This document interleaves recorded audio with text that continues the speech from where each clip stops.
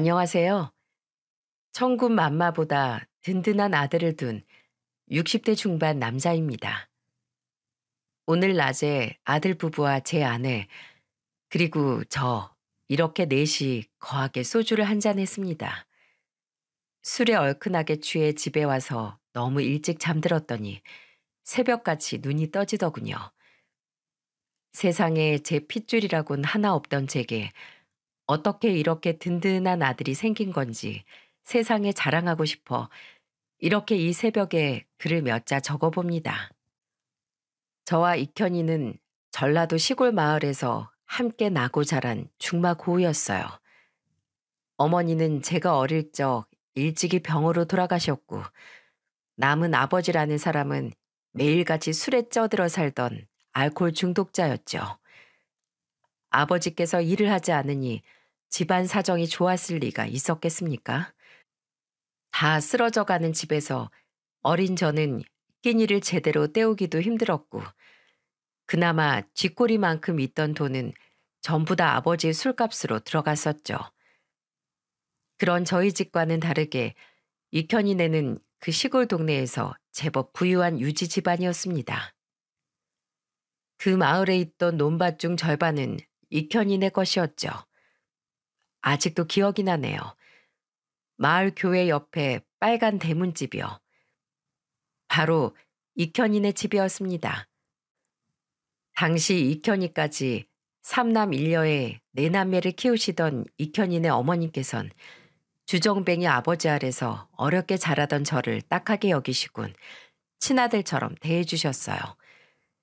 친자식들과 차별이라곤 눈꽃만큼도 하지 않으셨죠.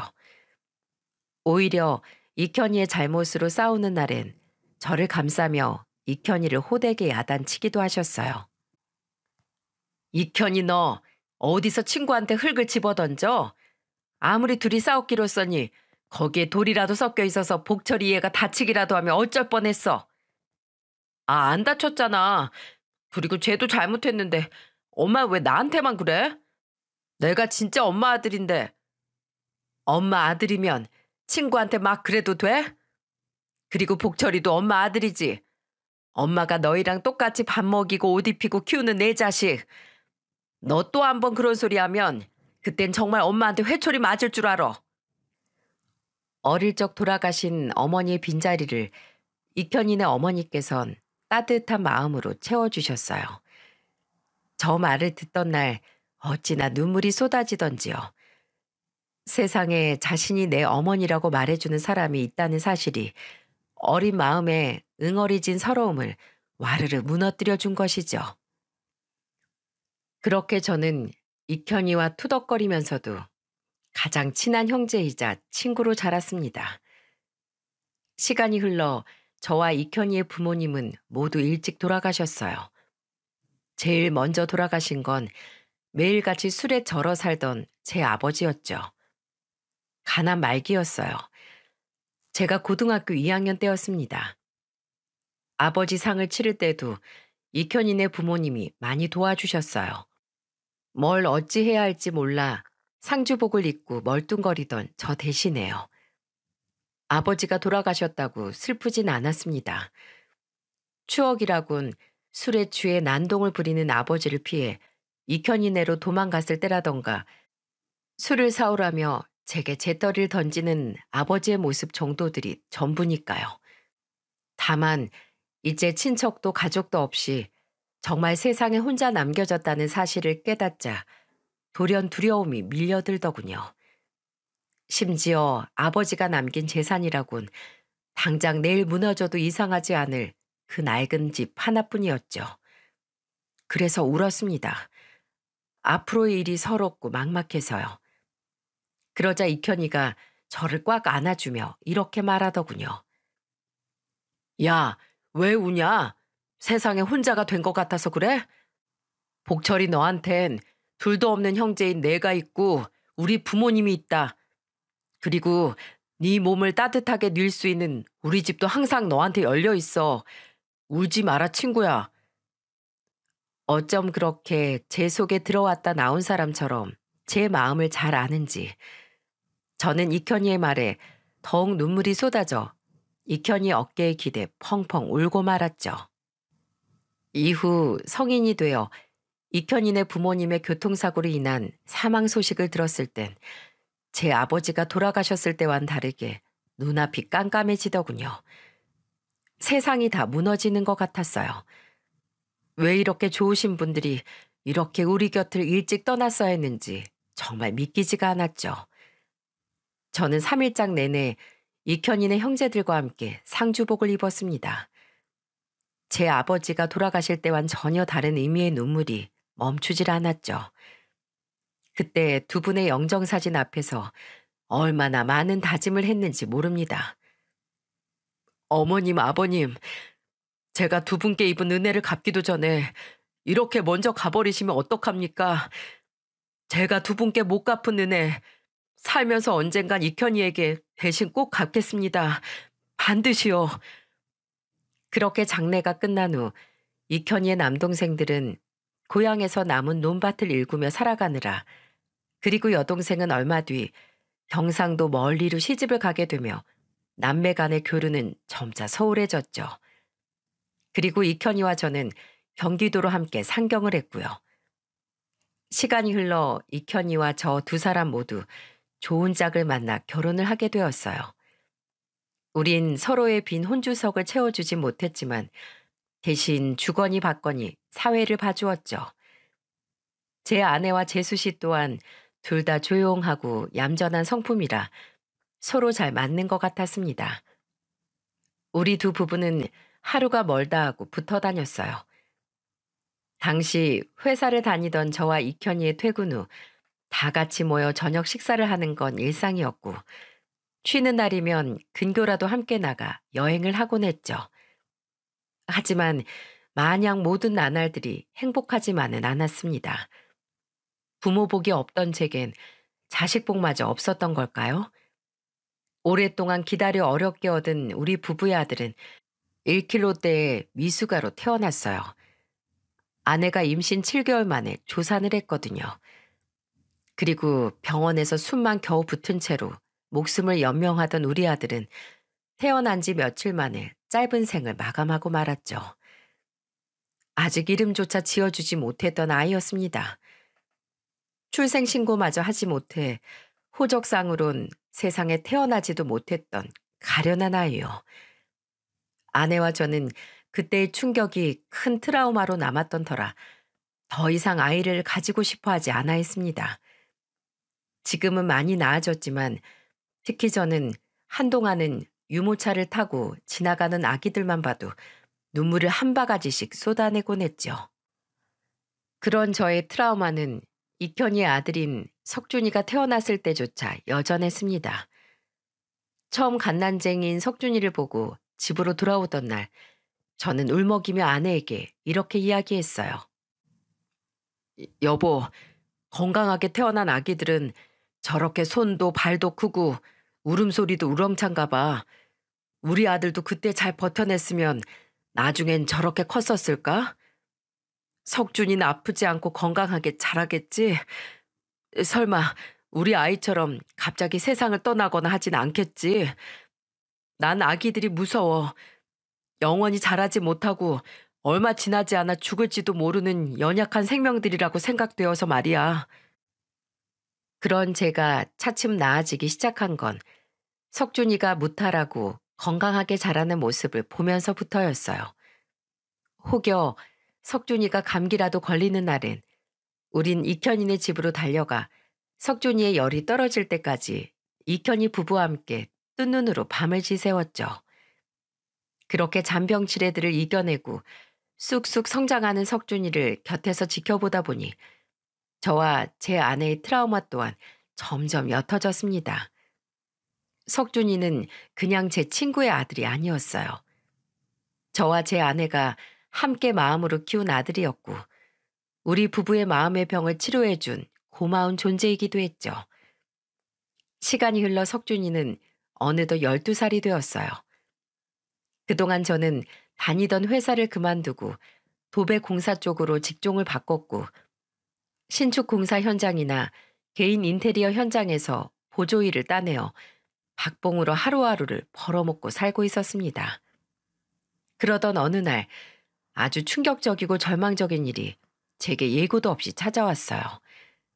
집 전화가 울려 저녁을 차리는 아내를 대신해 제가 전화를 받았던 날이었어요. 여보세요?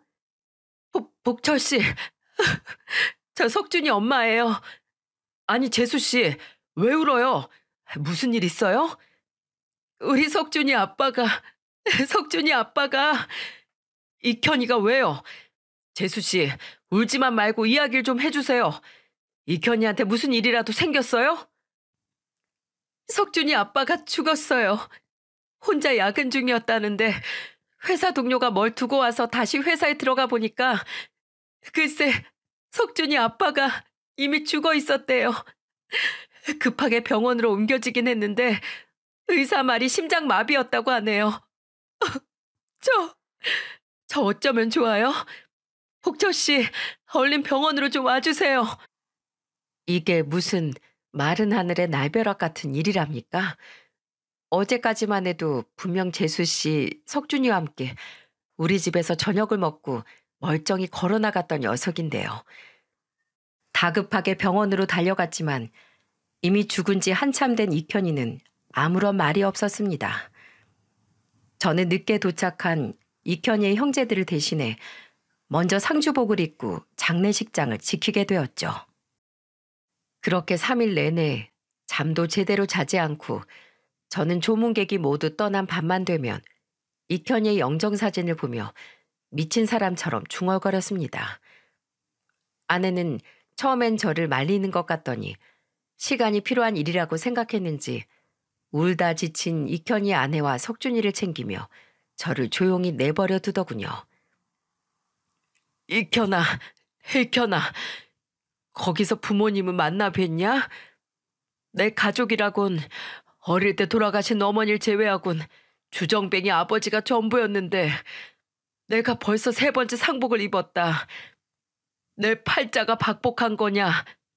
그래서 내 부모 형제와 갔던 네 부모님과 이현이 네가 이렇게 빨리 내 곁을 떠나버린 거야? 남은 재수 씨랑 석준이는 어쩌라고 이렇게 일찍 갔니? 그래도 남은 가족들 걱정일랑 너무 많이 하지 말고 가라. 네 형제인 내가 남아있으니 네 부모님이 내게 해주셨던 것처럼 네 가족은 내가 내 가족처럼 챙기마. 돌아오는 건 그저 조용한 침묵이었지만 저는 영정사진 속 웃고 있는 이현이가 금방이라도 제게 대답을 해줄 것 같아 몇 시간이고 그렇게 이현이에게 말을 걸어댔었죠. 이현이는 이현이네 부모님의 묘자리 근처에 묻혔습니다. 오랜만에 무덤이나마 3사람이 함께 있는 걸 보니 저도 그 자리에 몸을 뉘이고 떠나고 싶지 않아지더군요. 마치 어릴 적 포근했던 빨간 대문집에 온 것 같아서요. 이후 시간은 속절없이 흘렀고 저는 끝없이 도배일을 배우며 드디어 스스로 어느 정도 일을 따낼 수 있는 기공이 되었습니다. 비록 아직도 갈 길이 멀었지만 그래도 뒤늦은 나이에 뛰어든 이 거친 시장 속에서 열심히 잘 살아남은 것 같아 뿌듯했죠. 건수만 생겼다 하면 계속해서 일을 하러 돌아다닌 탓에 전처럼 이현이의 아내와 석준이를 자주 들여다보지 못했지만 그래도 이현이에게 한 약속을 지키려 노력했죠. 그리고 바쁜 저를 대신해 고맙게도 제 아내가 이현이네를 많이 들여다보는 것 같더군요. 그렇게 더 이상의 불행은 없을 줄 알았습니다. 하지만 세상은 생각보다 더 매정하더라고요. 세상이 다음으로 저에게 앗아간 사람은 바로 이현이의 아내, 석준이 엄마였어요. 이현이를 잃은 충격과 슬픔이 재수 씨 안에 자리를 잡아 차츰 재수 씨를 잠식하고 있었던 걸까요? 재수 씨는 이현이가 죽은 지 얼마 되지 않아 시름시름 앓기 시작하더니 눈에 띄게 쇠약해져 갔습니다. 그러다 평범한 어느 날 재수 씨는 석준이가 학교에 간 사이 급성 심근경색으로 세상을 떠나고 말았죠. 이현이와 마찬가지로 홀로 쓸쓸하게 말이에요. 그때가 석준이의 나이 17살 때였습니다. 급하게 연락을 받고 간 장례식장엔 재수 씨의 남동생과 석준이가 상주복을 입고 있더군요. 석준이는 거의 넋이 나가 있었고요. 그럴 만도 했죠. 5년 전 아버지를 그렇게 갑작스럽게 떠나보냈는데 어머니마저 마음의 준비를 할 시간도 없이 그렇게 보냈으니 오죽 충격이 컸겠어요.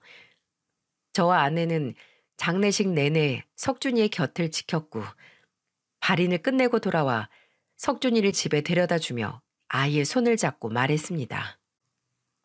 석준아, 이제 삼촌 집으로 가자.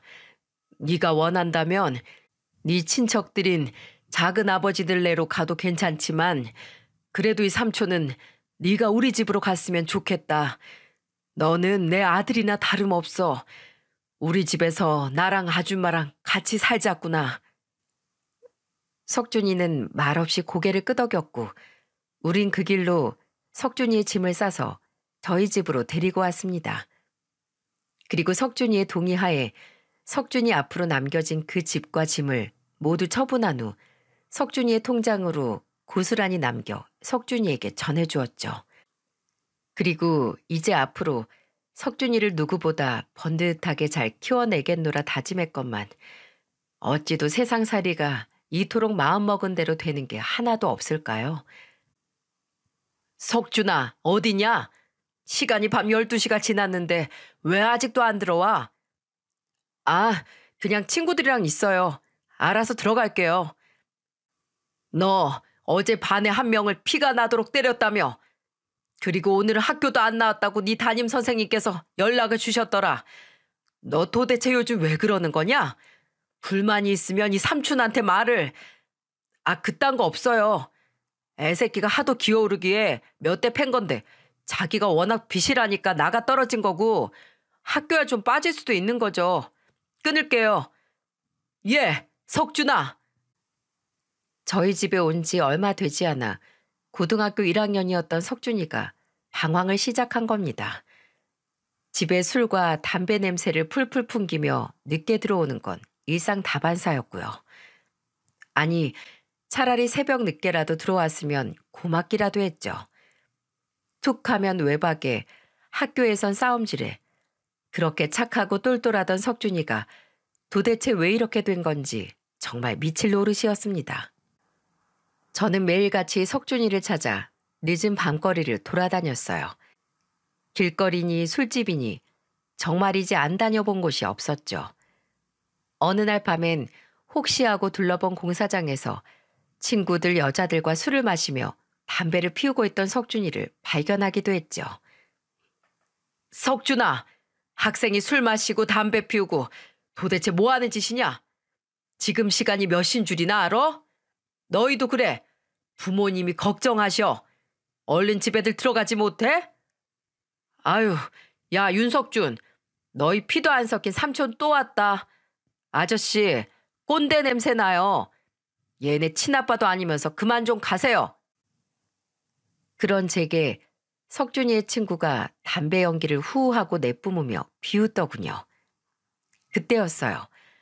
제가 뭐라고 그놈에게 훈계를 하려고 입을 때렸는데 그 아이가 벼랑간 벽으로 훅 나가 떨어졌어요. 아이씨, 뭐야? 바로 석준이가 그 아이의 뺨에 주먹을 내리 꽂아버린 겁니다. 그 아이와 저 그리고 그 자리에 있던 나머지 아이들 모두 얼이 빠진 눈으로 석준이를 바라보았죠. 야 윤석준, 너 지금 나 친 거냐? 너 미쳤어? 입 안 닥쳐? 너야말로 돌았냐? 어디서 누구한테 입을 함부로 놀려? 한 번만 더 삼촌한테 그 쓰레기 같은 입 털었단 봐.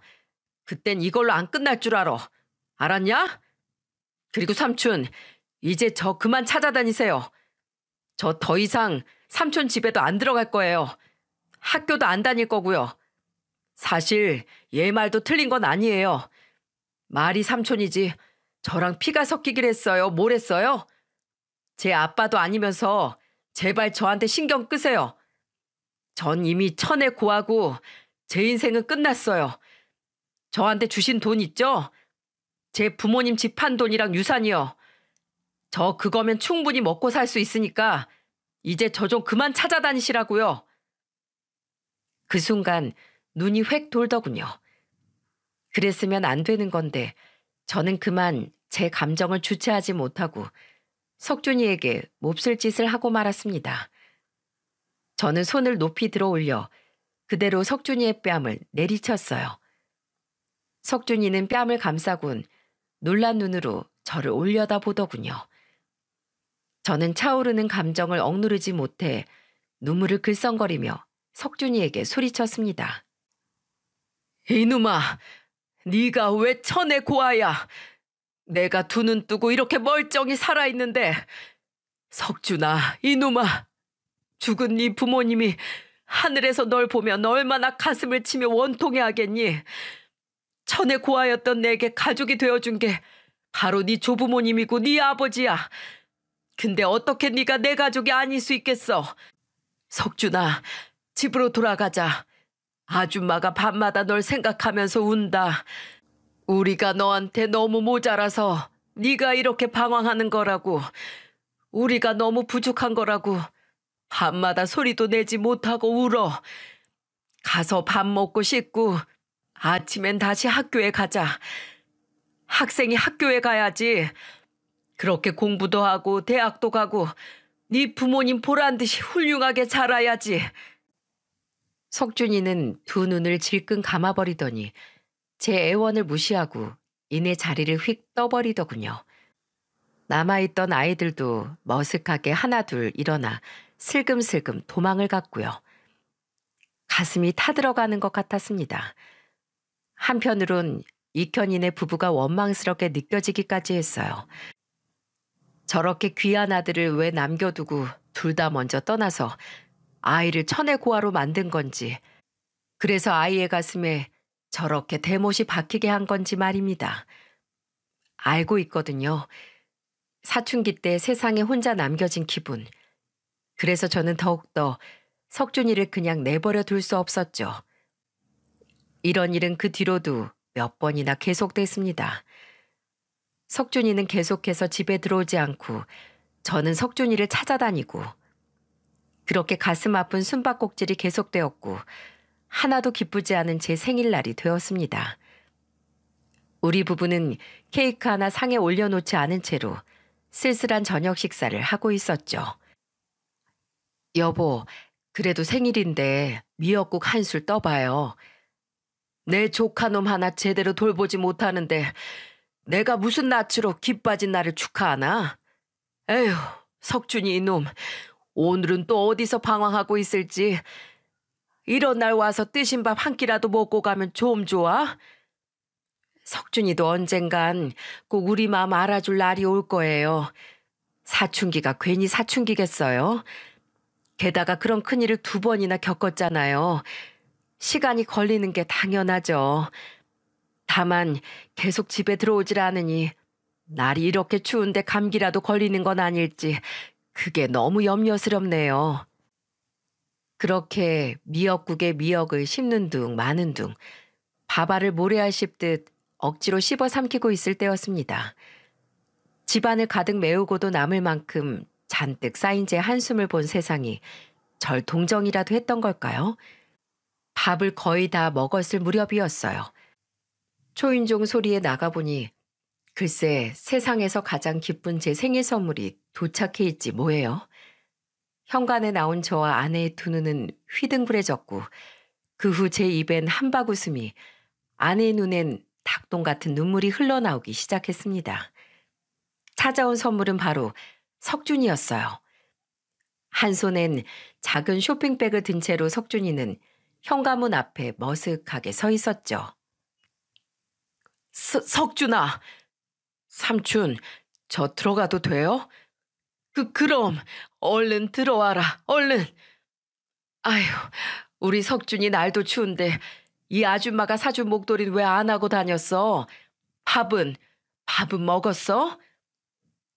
그리고 아직 식사 전이라는 석준이의 말에 아내는 불이 나게 다시 미역국을 데워 밥과 함께 석준이 앞에 내어주었습니다.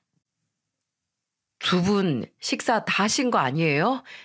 괜히 저 때문에 못 치우시는 건 아닌지. 무슨 소리야? 안 그래도 이 사람이 밥을 너무 조금 줘서 더 달라고 말하려던 참이었다. 이것 봐라. 국도 반찬도 다 그대로 남아있잖니. 여보, 나 밥 좀 더 주소. 오늘따라 쌀이 다네, 달어. 네. 이상했습니다.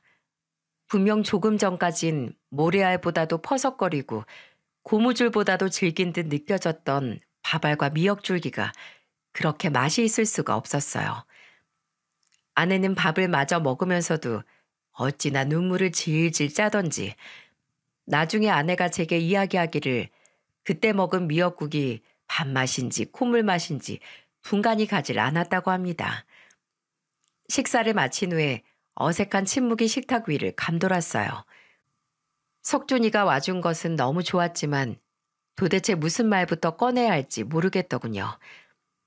그때 석준이가 헛기침을 큼큼 하더니 들고 온 작은 쇼핑백을 제게 내미는 게 아니겠어요? 이게 뭐니? 생신 선물이요, 삼촌. 생신 축하드려요. 생신 선물이랍니다. 이렇게 감격스러울 때가 또 있을까요? 항상 제게 매몰찬 모습을 보이며 상처 입은 새처럼 도망다니던 녀석이 제 생일이랍시고 직접 찾아와 포장된 선물을 내밀다니 정말 이루 말할 수 없는 감동이 밀려오더군요. 저는 허겁지겁 포장을 뜯어보았고 그 속엔 검은색 장갑이 하나 들어있었습니다. 삼촌, 겨울에도 안 쉬고 일 다니시느라 손 많이 시려우시죠? 저번에 보니까 일할 때 본드니 풀이니 많이 묻으시기도 해서 그런지 손이 많이 상하셨더라고요. 일하러 나갈 때 끼세요. 마음에 드신다면서요. 마음에 들다 마다. 이 속 깊은 녀석이 내 손은 또 언제 들여다봤어? 고맙다 고마워. 내 이 장갑 평생 끼고 다니마. 그건 그렇고 아니 어떻게 내 생일은 기억하고 이렇게 찾아올 생각을 했어? 이제 완전히 마음 잡기로 한 거야? 저는 은근한 기대를 가지고 물었습니다. 눈이 퉁퉁 부은 아내 또한 간절한 눈빛으로 석준이를 바라보더군요. 석준이는 그런 저와 제 아내를 차마 똑바로 보지 못하고 고개를 숙인 채 말을 이었습니다. 얼마 전에 꿈에 엄마가 나왔어요. 펑펑 울고 계시더라고요. 그러면서 제 어깨를 붙잡고 제게 정신 좀 차리라고 항상 엄마가 옆에서 지켜보고 있으니까 엄마 생각해서라도 제발 이러지 말라고 애원하시더라고요. 그래서 마침 삼촌 생신이기도 하고 해서 이렇게 찾아왔어요. 네 엄마가? 그래, 잘했다, 잘했다. 잘했어, 이 녀석아. 삼촌, 그리고 아줌마. 그동안 제가 정말 죄송했어요. 그냥 너무 무서웠어요. 어떨 땐 아무 데나 화풀이를 하고 싶기도 하고 또 어떨 땐 막 소리치고 싶기도 하고 근데 이 집에선 그러면 안 되잖아요. 그래서 더 밖으로 돌아다녔던 것 같아요. 제가 잘못했어요. 이제라도 다시 정신 차리고 두 분 걱정 안 하시게 똑바로 살게요. 그러니까 저 한 번만 더 받아주세요. 고개를 푹 숙인 석준이 어깨가 가늘게 떨리더군요. 다 컸다 하지만 아직 17의 어린애인 석준이의 어깨가요. 저와 아내는 그런 석준이의 어깨를 어루만져 주었습니다. 석준아, 왜 그런 말을 해? 이 아줌마 마음 아프게. 당연히 여기가 네 집인걸. 그래, 석준아. 내가 저번에 말했지? 내가 네 가족이 아니면 도대체 누가 네 가족이냐고. 너는 고아도 아니고 혼자도 아니야. 그리고 네가 잘못을 좀 했으면 어떠니? 가족이란 다 그런 거야. 서로 잘못도 하고 싸우기도 하고 그래도 못 이긴 척 서로 용서하고 화해하는 게 바로 가족이라는 거다. 너도 날 용서해다오. 저번에 내가 네 뺨을 때린 건 말이다. 나도 사람인지라 너한테 너무 서운해서 그랬단다. 나도 널 용서해 줄 테니 너도 날 용서해 주겠니? 용서하고 말고가 어딨어요. 다 절 위해서 그러신 건데요. 그럼 됐다. 나도 마찬가지야. 용서하고 말고가 어딨니? 우리 서로 보듬어 가면서 셋이 잘 살아보자. 가족끼리 사이 좋게 말이야. 그날 우리 셋이서 얼마나 울고 웃어댔던지 다음 날엔 다들 지쳐서 잠드느라 대낮까지 일어나는 사람이 없었습니다. 일요일이라 다행이었지. 안 그랬으면 석준이 녀석은 또 지각을 하고 저도 일을 나가지 못할 뻔했다니까요. 그렇게 정말로 가족이 된 우리 세 사람은 여느 가족들과 마찬가지로 가끔 공부로 잔소리도 하고 투덕대기도 하며 알콩달콩 살아갔습니다.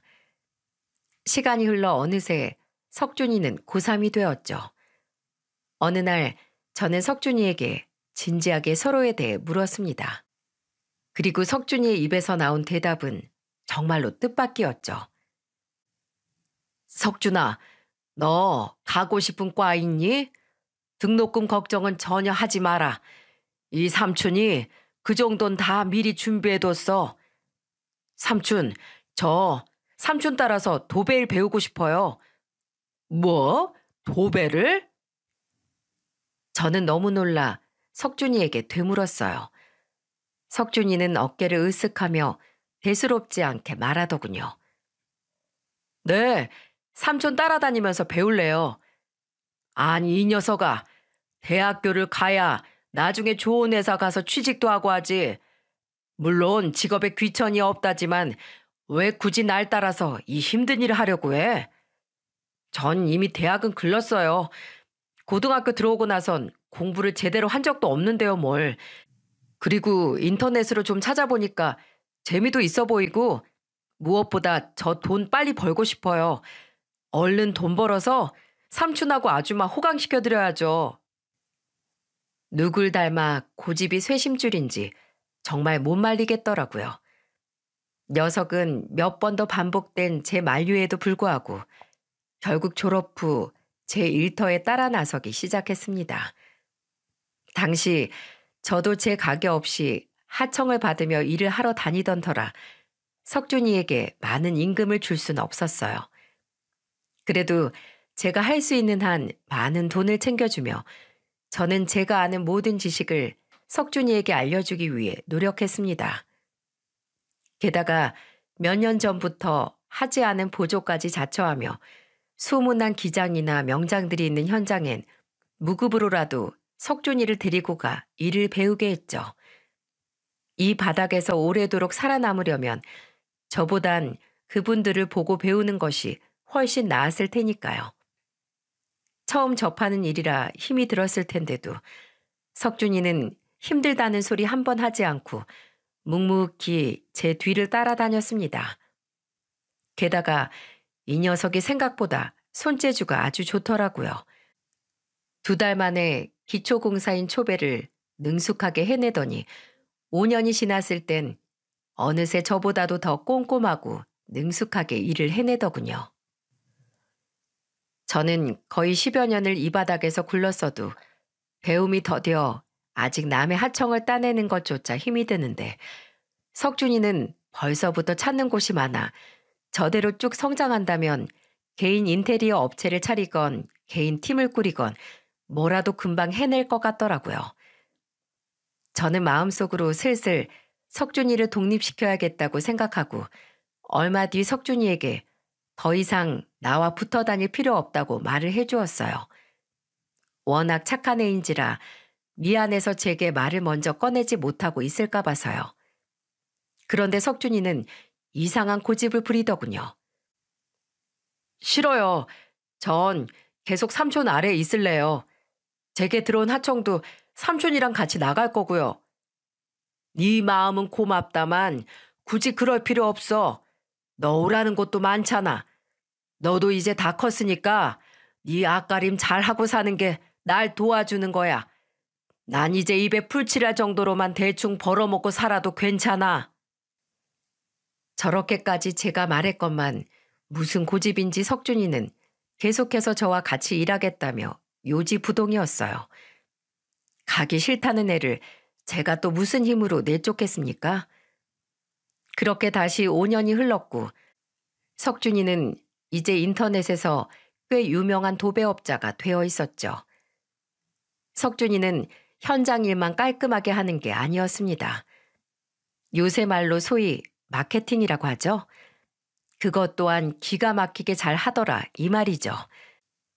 저는 검색하기도 힘들어하는 그 유튜브란 것에 자신이 도배를 하는 영상을 올리며 도배에 관해 이것저것 설명을 초보자도 알기 쉽게 추가했더군요.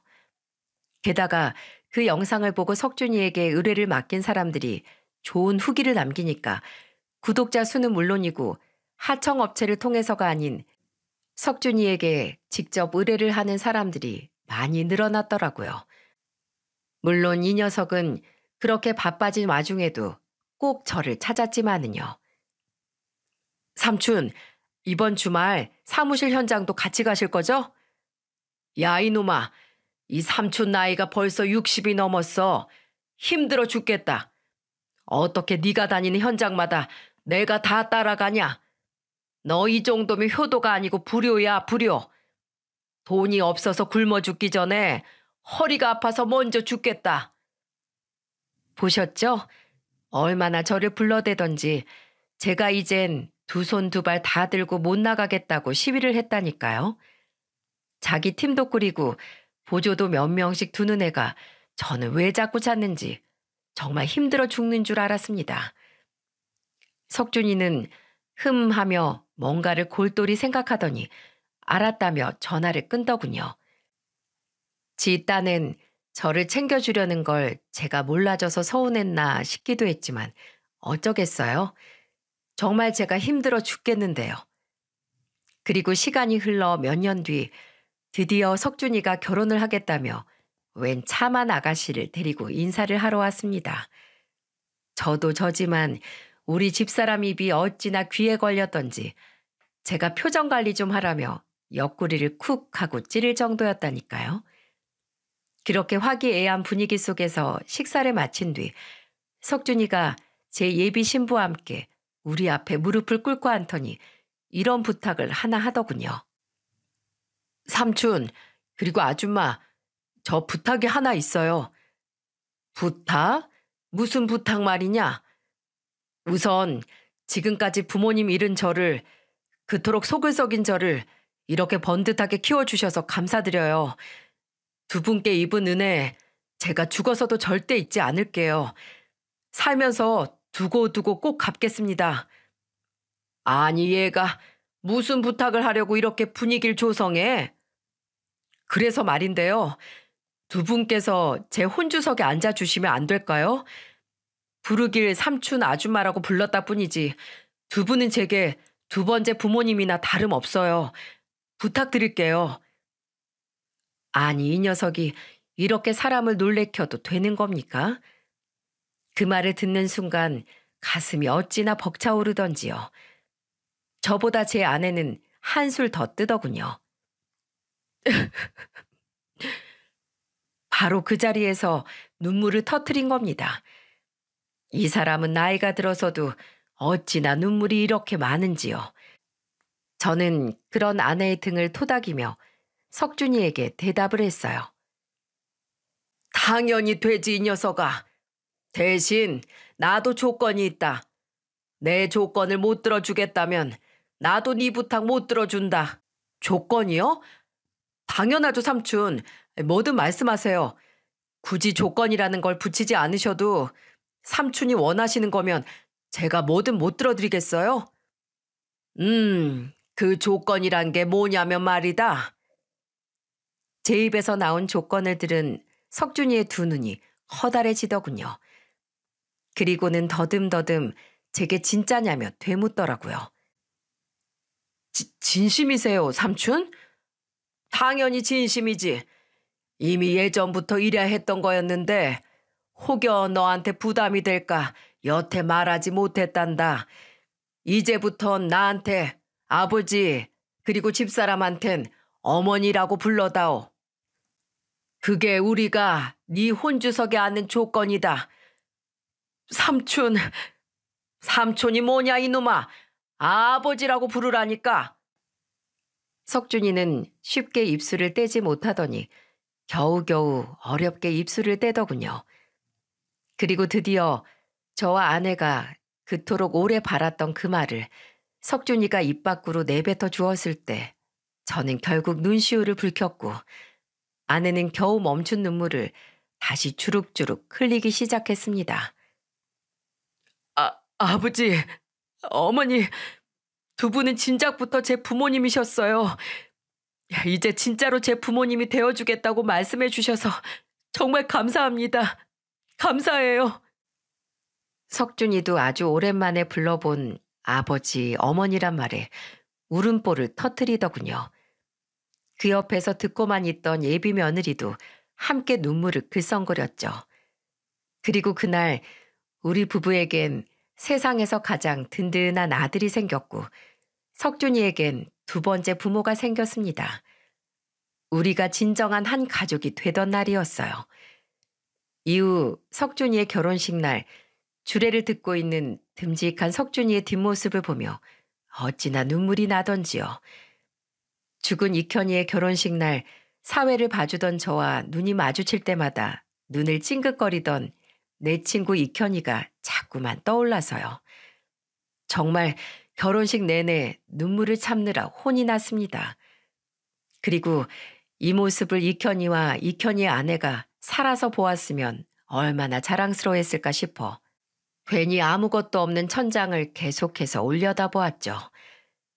그렇게 다시 1년여가 흐른 후 또다시 제 생일이 돌아왔습니다.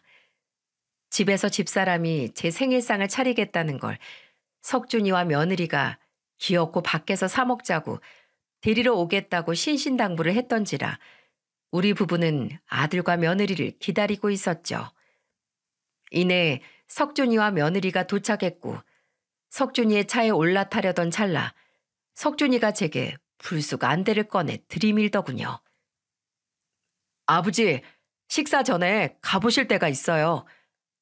근데 안대는 왜 줘? 갈 때까지 비밀이니까요. 빨리요. 빨리 쓰세요. 녀석도 유나는 알았다 알았어. 도대체 이번엔 또 뭘 준비했길래 이런 안대까지 준비한 건지 의아했지만 뭐 아들이 하라면 해야지요. 저는 그렇게 사방이 깜깜한 채로 흔들리는 차에 몸을 실었어요. 한 20여 분이 지났을까요? 흔들리던 차가 정차한 후 시동이 꺼졌고 옆자리에 있던 아내는 조용히 어머나 하고 감탄하며 제 손을 잡더라고요. 뭔데 그래? 쉿, 어머니, 아버지 내리시면 제가 안대 벗기고 놀래켜 드릴게요. 아버지, 제 손 잡으시고 천천히 내려오세요. 그렇죠. 네, 거기 딱 서시면 돼요. 자, 심호흡 하시고 안대 벗깁니다. 도대체 보여주려는 게 뭐기에 이 유난인가 싶었습니다. 석준이가 제 안대를 벗기자 햇빛이 너무 눈이 부셔 저는 눈을 질끈 감았죠. 그리고 천천히 빛에 적응하며 눈을 뜨는데 저는 정말 꿈을 꾸는 줄 알았습니다. 가끔 속으로 꿈만 꾸어봤던 제 평생의 소원이 제 눈앞에 펼쳐져 있더군요. 어떠세요, 아버지? 멋지죠? 이건 석준아, 이게 다 뭔지. 뭐긴요. 아들이 준비한 깜짝 선물이죠. 짜잔, 이게 바로 아버지 가게예요. 아들이 준비했다던 선물은 바로 모 인테리어라고 써져 있는 저를 위한 가게였던 겁니다. 가게 양옆으론 각종 업체와 현장 소장들의 이름이 적힌 화환들이 늘어서 있었고 유리로 된 문은 저를 향해 활짝 열려 있었죠.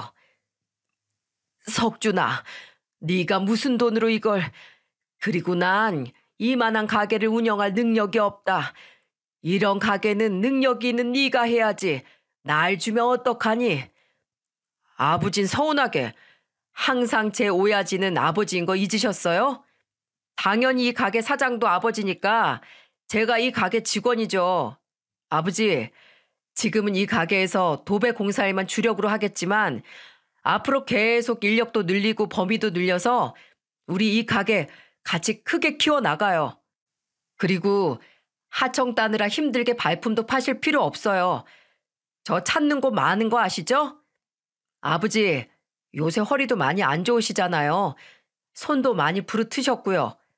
아버진 이제 사장님이니까 현장 일은 저랑 인부들한테 맡기시고 아버진 여기서 관리만 하시고 그렇게 편하게 일하세요. 석준이가 거칠고 투박해진 제 손을 어루만지며 이야기하더군요. 아내와 며느리는 저희 옆에서 둘이 손을 꼭 맞잡고 있었어요. 울보인 아내는 또 닭똥 같은 눈물을 뚝뚝 흘리면서요. 정말이지 제가 먼저 울 틈을 안 주는 사람이라니까요. 석준아, 넌 정말이지 예전부터 사람 놀래키는 데는 아주 도가 텄구나. 너 때문에 하도 놀래서 내 심장이 남아나질 않겠어. 어쩜 이렇게 이 애비를 감동을 시키니? 심장이 남아나지 않는다뇨. 무슨 그렇게 무서운 소리를 하세요. 저한텐 그 말이 아주 쥐약인 걸 아시면서요. 아, 그래. 미안하다. 미안해. 아무튼 고맙다. 네가 평생 일구온 돈으로 마련한 곳일 거 아니니? 이 귀한 가게를 정말 내가 받아도 괜찮겠어? 당연히 아버지니까 받으셔야죠. 아버지, 그리고 어머니, 두 분이 계시지 않았다면 전 지금 어디 노숙자들 틈에 섞여 있었을지도 모르고 아니면 아직까지도 정신 차리지 못해서 교도소 같은 곳에 있었을지도 몰라요. 제가 이렇게 번듯하게 자랄 수 있었던 건 다 두 분 덕이에요. 두 분이 제게 베풀어 주신 은혜, 이걸로 다 갚을 순 없겠지만 이게 시작이에요. 두고 보세요. 앞으로 두 분 다 평생 너무 행복해서 눈물이 날 정도로 좋은 일만 가득하게 제가 만들어 드릴 테니까요. 이 얼마나 장하고 기특한 말인지요. 아들의 말에 저는 너무 감격스러워 그만 바닥에 주저앉고 말았습니다. 태어날 때부터 옆에서 지켜봐 왔던 석준이가 언제 이렇게 늠름하게 자란 건지, 언제 이렇게 저보다 더 큰 사람이 된 건지 정말이지 제 감정이 주체가 되질 않더라고요. 그동안의 기억이 제 마음속에 물밀듯 계속해서 차올라 눈물이 멈추질 않았어요. 석준이는 그런 제 앞에 무릎을 꿇고 앉아 저를 가만히 안아주었습니다. 그리곤 제 귀에 조용하게 속삭였죠. 아버지, 그동안 정말로 고생 많으셨어요. 이놈이 오늘은 정말 저를 울게 하려고 작정을 한 건지 한마디 한마디 제 마음을 울리지 않는 말이 없더군요.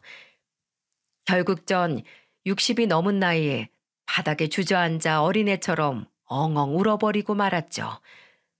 아내와 아들 부부 앞에서 창피한 줄도 모르고 말이에요. 그렇게 한참 동안 끌어안고 울고 해댄 뒤에야 우리 가족은 석준이가 예약해 놓은 한정식 집으로 향했어요.